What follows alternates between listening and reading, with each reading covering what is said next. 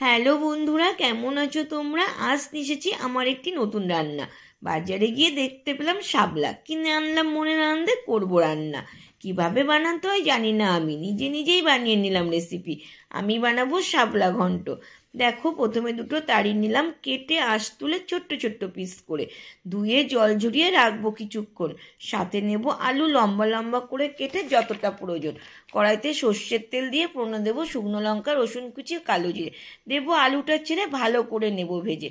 এবার দেবো একটা পেঁয়াজ কুচি মিশিয়ে, নুন হলুদ দিয়ে একটু ভেজে দেবো জল ঝরিয়ে রাখা শাপলাটা ঢেলে। ভালো করে নাড়াচাড়া করে দেবো ঢাকা দিয়ে। জল না দিয়ে গ্যাস কমিয়ে নেব সিদ্ধ করে। সবজি থেকে জল বেরোবে, সেটা দিয়েই করবো রান্নাটা সারা, আস্তে আস্তে সময় ধরে। সবজিটা পুরোটা সিদ্ধ হয়ে এলে দেবো স্বাদ মতো চিনি ছড়িয়ে। আরও কিছুক্ষণ ঢাকা দিয়ে নেব পুরোটা রান্না সেরে। তাহলেই রেডি হয়ে যাবে শাপলা ঘন্ট। কেমন লাগলো আমার রেসিপিটা জানিও কমেন্ট করে। ভালো লাগলে একটা লাইক কমেন্ট করো। টাটা।